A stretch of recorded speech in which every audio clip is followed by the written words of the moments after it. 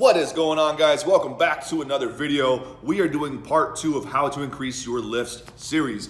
Previously, we have done how to increase your bench press. We used a bunch of different fun variations, things you probably haven't tried before to increase your bench. If you want to check that out, click this little icon above. But today, I'm going to show you how to increase your deadlift now, using a bunch of different types of deadlifts, different variations of deadlift that you haven't done yet that'll help you in your weak points. So let's go ahead and get to the video. Also, if you don't mind, click that little subscribe button down below so that way you get alerted every time we make a new video. Hit the little bell icon so you get notified. Leave this video a big old like. Let's get to it.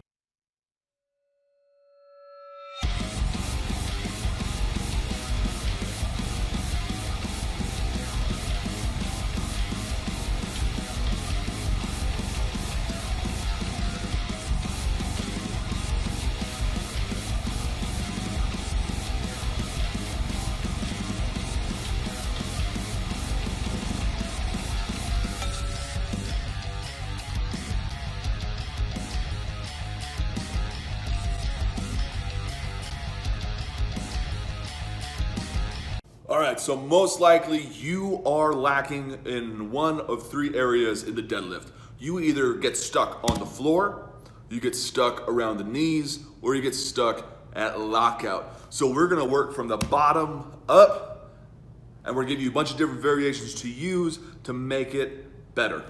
All right, you are having issues off the floor of the deadlift. You're having a hard time breaking that barbell off the ground.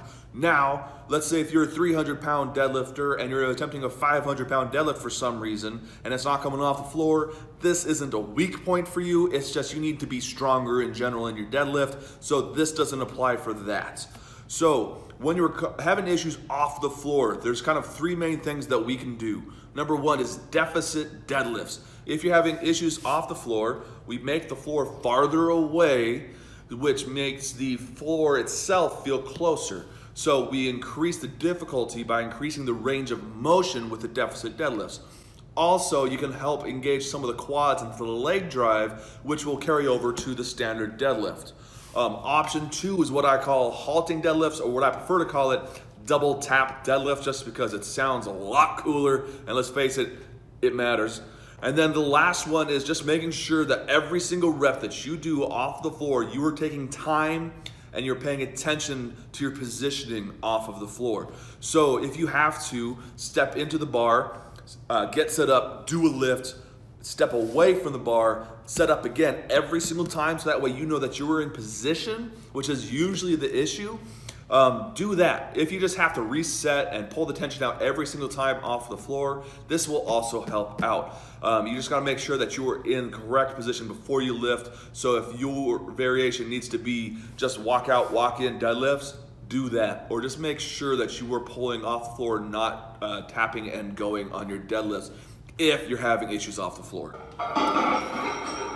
On a bonus note, if you're having issues off of the floor with the deadlift, if you have to incorporate some other accessory movements outside of just different variations for the deadlift, make sure that you're incorporating box squats, heavy quad dominant movements like a high bar squat or SSB squats to help out with the deadlift off the floor. All right, next we're gonna be going over the weak point if you miss your deadlift at the knees. So if your weak point is at the knees of the deadlift, we kind of have 3 options that we're gonna work with. And it's 3 because we're gonna lump together both the stiff leg deadlifts and the RDLs, because they work about the same purpose and they're close enough. Another variation that you can toss in is your box deadlifts. I'll show a video of that right here. And then the last one that you can do is pause at knee deadlifts. All of these different variations, when applied, will help with your weak point around the knees when done on a 2nd or 3rd day of the week instead of just on your main deadlift day. All right, and then finally we have the weak point at lockout. You do the deadlift, you get it off the floor, get it past your knees, but you just can't finish the lockout. There's a couple of different solutions that we have for that of different variations. The first one I'm going to show you is the block pulls, or what I'm going to show you is my wagon wheel deadlifts that work about the same. You're still raising it up off the floor, which allows you to get a heavier weight and focus solely on the lockout.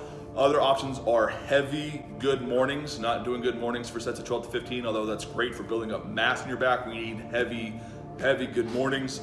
And then along those same lines of back raises and reverse hypers. Once again, making sure that they are heavy enough to drive strength in the back, not just hypertrophy. These variations tossed in on your third deadlift day in particular will help out a lot. As a bonus, we're going to toss in another weak point, which is actually mechanical overload. Another tactic that you can do and different variations you can add to your list. Number one is block pulls for big overload, but also reverse banded deadlifts. It's a little bit of a setup, but it does help out to handle bigger weights in your hands, especially at lockout. And the last thing to go over is grip specific training. You will get to the point where your hands will be the limiting factor on your deadlift. So giving it every once in a while some special attention with your grip.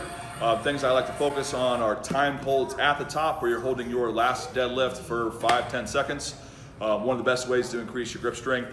Others are double overhand fat bar deadlifts where the grip once again will be the limiting factor in taking it to maximum with that. And my absolute favorite, being a strong man, is farmer's walks.